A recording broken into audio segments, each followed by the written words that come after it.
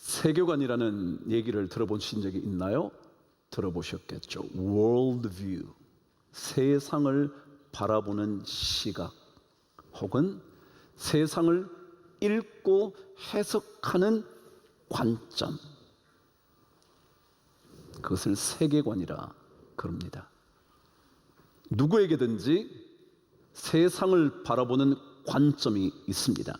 세계관이 있죠.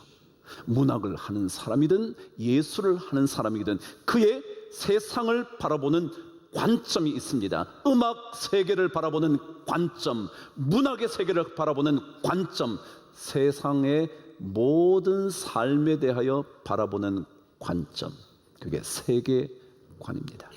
근데 이 세계관은 여러분과 제가 이 땅을 살아가는 동안 어떻게 살면 될까? 라는 질문에 대한 답변을 줄 수 있는 원칙과 기준과 근거를 의미합니다.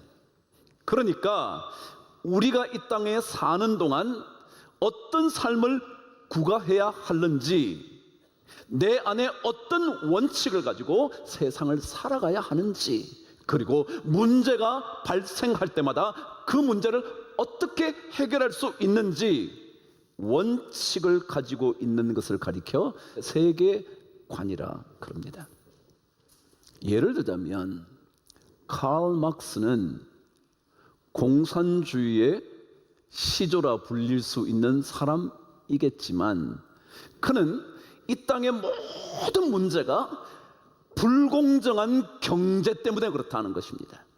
누구는 더 많이 가지고 누구는 부족하게 가져서 끊임없이 갈등이 일어난다는 거예요. 그래서 이 문제를 해결하면 갈등이 없어질 거라 생각하는 세계관을 가졌습니다. 그래서 부유한 사람의 부를 빼앗아서 가난한 사람에게 나눠줌으로 공유하자는 겁니다.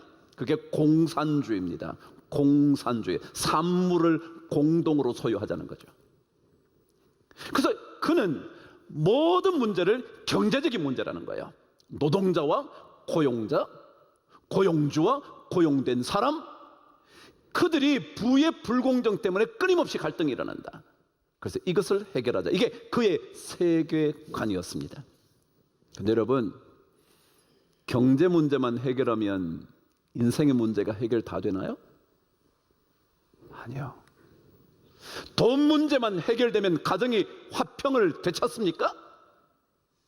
돈만 주어지면 자식과 아버지의 관계가 회복됩니까? 돈만 잘 주면 가난한 자들의 불만이 없어지고 부자들은 그냥 마음이 편해집니까? 아니요, 그렇지 않습니다. 그렇다면 막스가 가진 세계관은요, 올바른 세계관 아닐 것입니다. 왜냐하면 그 세계관을 통해서 문제를 풀려고 했지만 풀 수 없는 거니까. 프로이트라는 정신분석학자는 이렇게 말했습니다. 우리 안에 엄청난 욕망이 있는데 이 욕망을 다 채울 수가 없어서 우리 안에 끊임없이 갈등이 일어난다는 거예요. 또 물어볼게요. 욕망을 다 채워주면 문제 없을까요? 아니요. 욕망은요, 끝이 없었어요. 밑 빠진 독이라 아무리 채워줘도 또 욕망이 일어나서 견딜 수가 없는 거예요. 그렇다면 그의 세계관도 그리 적절한 세계관 아닐 수 있어요. 우리는 다 욕망과 욕구가 충족되면 괜찮은 인생을 살아갈 거라고 생각하지만 그것 가지고 안 된다는 거예요. 그렇다면 여러분, 도대체 사도 바울에게는 어떤 세계관이 있었길래 나는 부유한데도 거할 줄 알고 가난한데도 거할 줄 알고 빈곤한 곳에도 처할 줄 알고 넉넉한 곳에도 처할 수 있는 일체의 비결을 갖고 있다고 그랬을까? 무엇 때문에, 어떤 세계관 때문에 그런 걸 가지고 있었을까? 오늘 저는 그 첫 번째 사도 바울의 세계관 고백 한번 발견하려고 합니다. 31절 앞부분을 읽으시죠. 시작. 그런즉 이 일에 대하여 우리가 무슨 말 하리요? 이게 무슨 말이에요? 무슨 말 하리오는 할 말이 있다는 거예요, 없다는 거예요? 할 말이 없다는 거예요. 할 말이 없다는 거예요. 그럼 이 일은 뭐예요? 이 일은 지난번에 여러분과 함께 묵상한 것처럼 하나님의 구원의 섭리와 계획, 세밀하고도 정밀한 그 계획, 우리를 정하시고 선택하시고 부르시고 의롭다 하시고 영화롭다고 말씀하신 이 구원의 계획, 그 일에 대하여 우리는 아무 할 말이 없다. 다시 말하면 우리가 할 수 있는 것은 아무것도 없고 뭐요? 하나님만이 하실 수 있다. 이게 사도 바울의 고백입니다. 이것을 조금 더 확장하면 이렇습니다. 영원한 생명에 관한 구원에 대한 얘기만이 아니라 여러분과 저의 삶 속에 일어나는 수많은 문제로부터 건져주시는 구원에 있어서도 여러분이 아니라 누가 하실 수 있다? 하나님만 하실 수 있다. 가정의 문제도요, 누가 해결하냐면요, 하나님이 하십니다. 자식과의 갈등이요, 여러분이 못합니다. 여러분은 포기하셔야 되든지 여러분이 숨막혀 죽든지 그 하나님이 하셔야 합니다. 우리의 인생의 모든 사리에 이 일, 저 일, 구원의 일, 건짐받는 일, 모든 일에 뭐요?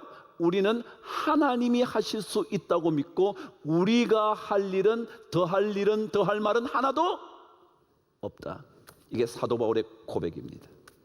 그럼 신앙생활은 뭐 하는 거냐면요, 우리는 못하는데 하나님만 하실 수 있다, 그거예요. 여러분 될 것 같으신가요? 하실 수 있을 것 같으신가요? 잘 노력하면 해결이 될 것 같으신가요? 옆 사람과의 관계를 여러분이 애를 쓰면 그 사람이 다 받아줄 것 같으세요? 여러분이 선하게 행동하면 그분이 모든 것을 용서하거나 아니 받아주거나 할 것 같으세요? 아니요.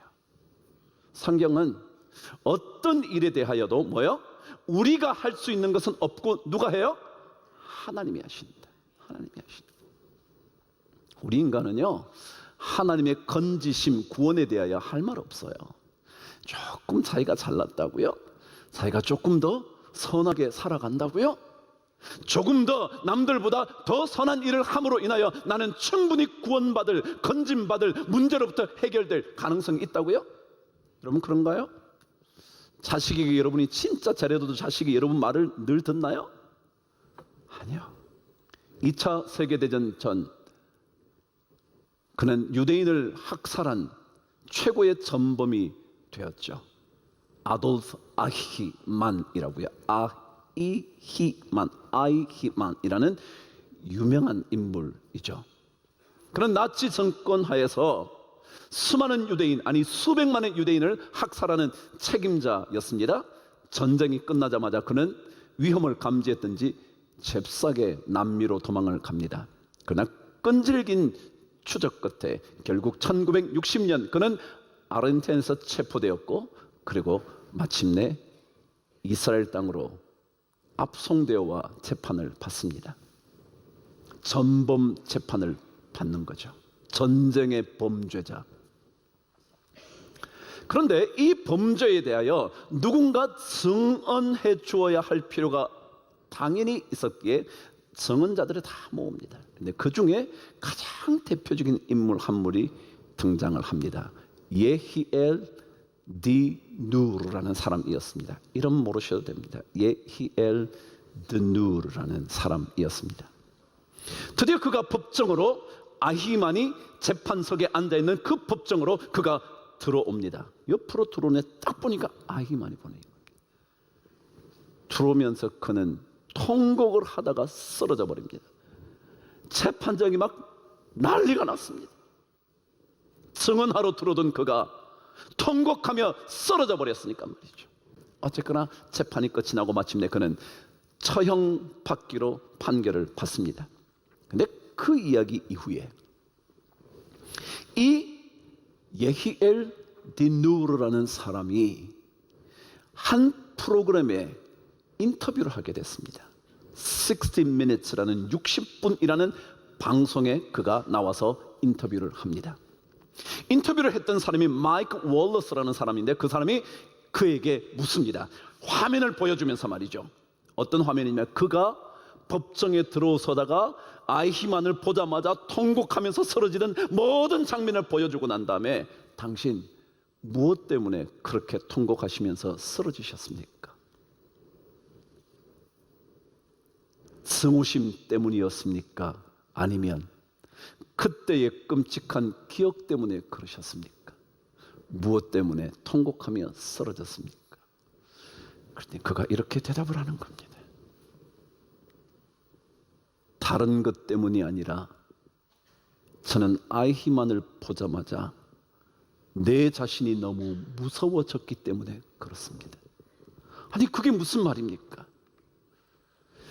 저렇게 평범한 사람이 그렇게 엄청나고도 끔찍한 악을 저질 수 있다는 사실이 나 또한 충분히 그럴 수 있을 것이라는 두려움에 사로잡혀 어쩔 줄을 몰랐습니다. 무슨 말이냐면요, 수백만을 죽인 그 사람과 똑같이 나도 될 수 있구나. 왜요? 아히만을 봤더니 그냥 평범한 노인인 거예요. 저런 사람이 진짜 그런 죄를 저지를 수 있을까? 저렇게 수많은 사람을 죽일 수 있었을까? 생각이 들 만큼 너무너무 평범한 사람이었던 거예요. 그걸 보면서 나도 평범한 사람인데 나도 저렇게 될 수 있지 않을까? 그 두려움 때문에 어찌할 바를 몰라 쓰러졌습니다.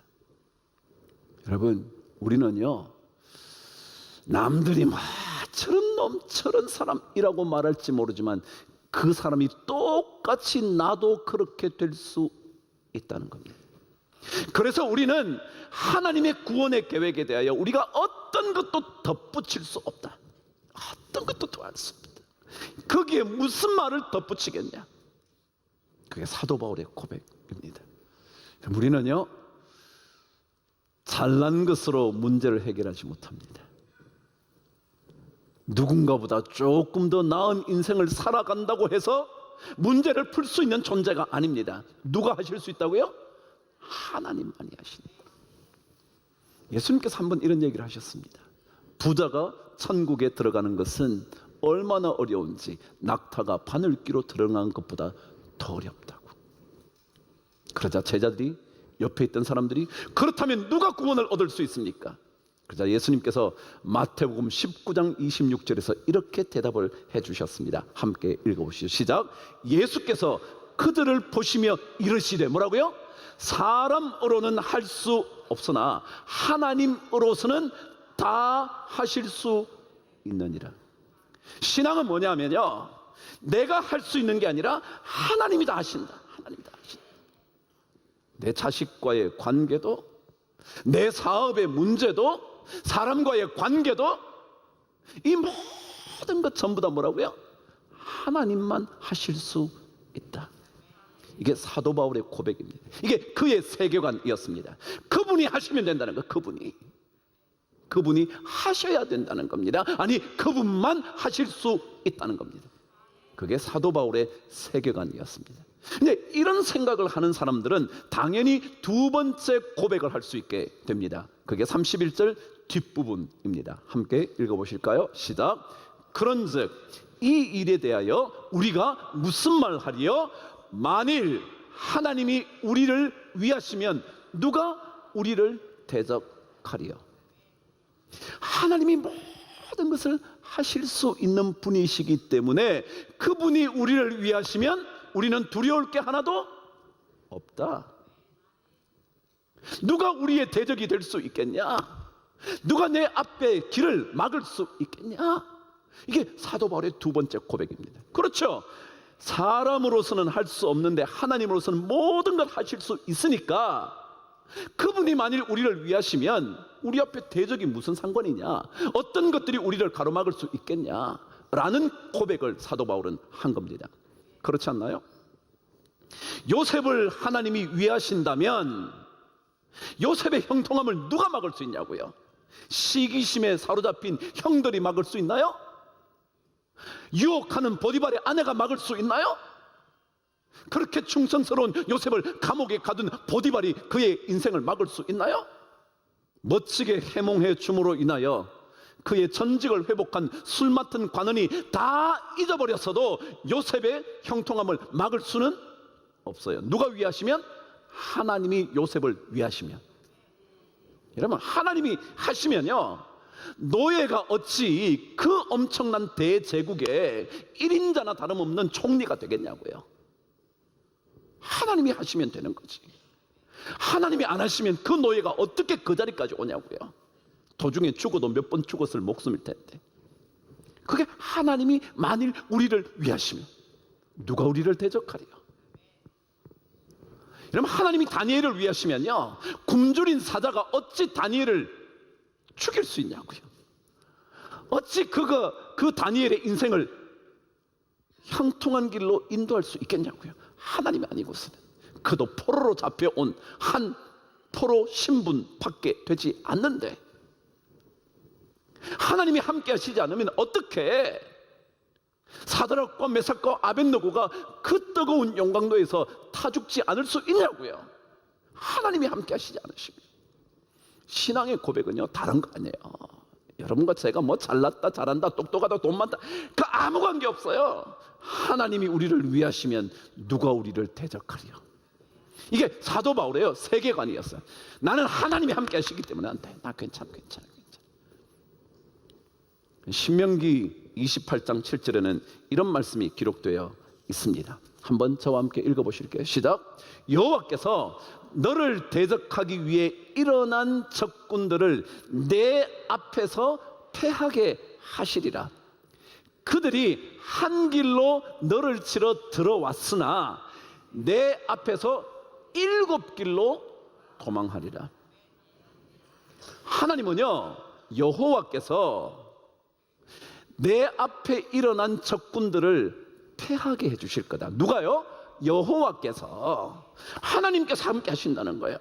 그들이 전부 다 나에게 달려와, 한 길로 전부 다 와, 수백만 수만 명이 달려와도 하나님께서 내 앞에서 7길로 도망가게 만들어 줄 거다. 왜요? 누가 함께 하시면? 하나님이 함께 하시면. 그래서 시편 18편 27절은 이렇게 기록하고 있는 거예요. 저와 함께 읽어보실게요. 시작. 내가 주를 의뢰하고 적군을 향해 달리며 내가 내 하나님을 의지하고 담을 뛰어넘나이다.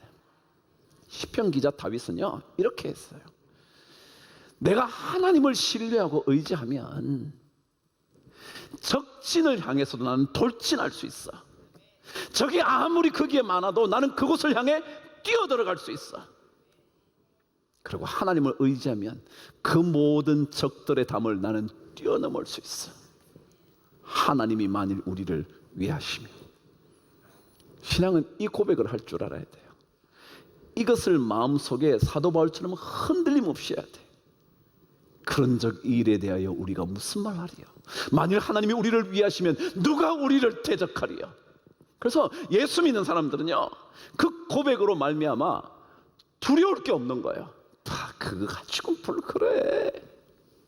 하나님이 우리를 위하시면 누가 우리를 대적하리요? 이게 사도 바울의 놀라운 고백 세계관이에요. 여러분 있잖아요, 사도 바울의 이 고백을 통해서 사도 바울은 마침내 8장 마지막에 가면 그래서 이렇게 말합니다. 이 땅에 어떤 것들, 사망이나 생명이나 천사들이나 권세자들이나 현재일이나 장래일이나 능력이나 높음이나 깊음이나 환난이나 공고나 칼이나 적신이나 그 어떤 것도 하나님의 사랑에서 끊을 수 없다. 왜냐하면 하나님이 우리를 위하시니까. 그런데 여러분, 오늘 이 31절에 나타난 두 개의 단어에 집중을 해볼게요. 여기에 만일이라는 단어요. 헬라어의 A라는 아주 간단한 전치사인데, 만일이라는 이 단어요. 이 단어는요, 뜻이 뭐냐 하면 첫 번째는 만약이라는 뜻입니다. 만약. 번역한 대로 만일 이렇게 한다면 이런 뜻이에요. 그런데요, 이 단어는 두 번째 뜻이 있어요. 그게 뭐냐면 뭐뭐이기 때문에 라는 뜻입니다. 제가 다시 한번 번역해 드릴게요. 만일 하나님이 우리를 위하시면 이렇게 돼 있잖아요. 근데 이게 원래 뜻은 뭐라고요? 하나님이 우리를 위하시기 때문에 우리는 뭐 할 거 없다고요? 대적을 두려워할 필요가 없다는 거예요. 하나님이 우리를 위하시기 때문에, 모든 것을 하실 수 있는 하나님이 우리를 위하시기 때문에 우리는 대적들이 두렵지 않다. 신앙생활은 그런 거거든요. 하나님이 하면 되는 줄 알아야 되는데 우리는 돈이 있으면 되는 줄 알아요? 욕망이 채워지면 되는 줄 알아요? 관계가 좋으면 되는 줄 알아요? 학벌이 좋으면 되는 줄 알아요? 근데 아니요. 하나님이 우리를 위하시면, 아니 하나님이 우리를 위하시기 때문에 나는 누구도 내 앞에 대적이 있을 수 없어. 두 번째 단어예요. 오늘 성경, 만일 하나님이 우리를 위하시면, 그래서 위한다, 위한다. 이 위한다는 단어는요, 뜻이 있어요. 그 뜻이 뭐냐 하면 더 나은 것을 위하여라는 뜻이에요. 제가 영어 한번 해드릴게요. 더 낫다라는 것을 영어로 뭐라 하면 better 그럽니다. 그죠? good 다음에 뭐예요? better. 더 낫단 말이죠. good은 좋은 거고요. 더 좋은이 뭐냐면 better. 영어는 이 단어를 어떻게 번역하냐면요, for the betterment of 뭐예요? 뭐뭐에 더 나은 것을 위하여라는 뜻이에요. 여러분, 하나님께서 여러분과 저의 인생에 어떤 일들이 벌이신다 합시다. 그것은요, 여러분과 저의 인생에 더 나은 것을 위해서 벌이시는 거예요. 그러니까 두렵지 않죠. 안 그러면 일이 일어날 때마다 불안하죠. 생길 때마다 점점 더 가슴이 쪼아들어서 어쩔 줄 모르죠. 그런데 아니요, 하나님은 더 나은 것을 for the betterment, 더 좋은 거요, 더 좋은 거. 우리는 고난을요, 하나님의 더 좋은 것을 주시기 위한 선물이라고 보는 거거든요. 그러니까 뭐 고난이 두렵냐고요. 그래서 예수 믿는 사람은 자꾸 담대해지는 거예요. 예수를 오래 믿으면 오래 믿을수록, 아니 진짜 하나님 앞에서 날마다 하나님의 능력을 거룩하게 경험하고자 하는 사람일수록 두렵지 않다. 두렵지 않다. 뭐가 두려워? 왜냐하면 그분은 모든 것을 더 낫게 하시려고 그러는 거니까. 더더욱이 여기에 betterment, 더 나은 것라는 단어 대신 또 다른 단어를 썼더라고요. 유익이라는 말이요. 하나님은 뭐 하신다고요? 우리의 유익을 위하시기 때문에 우리는 두려워할 게 없다. 여러분, 하나님께서 우리에게 일으키시는 모든 것은 여러분과 저의 유익을 위한 겁니다. 더 좋게 만드시는 것이고 유익하기 때문에 그 일을 하시는 거예요. 성경은 그렇게 말해요. 만일 하나님이 우리를 위하시면, 위한다는, 하나님은 우리의 유익을 위하여 일하시기 때문에 누가 우리를 대적하겠냐? 누가 우리를 대적하겠냐? 저는 이 고백을 우리 성도들이 자꾸 할 수 있으면 좋겠어요. 우리 예수 왜 믿어요? 제가 처음에 여러분에게 뭐라고 그랬어요? 우리 집에 왜 왔니? 왜 왔니? 뭐하러 왔어요, 여러분? 하나님 집에 여러분 왜 오셨어요? 우린 그 하나님을 찾으려고요. 어떤 하나님이요? 모든 것을 하실 수 있는 하나님. 우리가 거기에 덧붙일 필요도 없고 뺄 수도 없는 그 하나님. 그것만이 아니라 우리의 더 나은 삶을 위하여, 더 유익한 것을 위하여 일하시는 그분 하나님 찾으러 왔잖아요. 그분 찾으면 하나님은 모든 좋은 것에 뭐가 없다고요? 부족함이 없으리로다. 저는 그 은혜 우리 모든 성도들이 함께 누리면 좋겠고, 사도 바울처럼 우리가 그렇게 고백하면 좋겠다. 여러분과 저에게 이 놀라운 고백이 넘치게 되기를 주의 이름으로 축복합니다.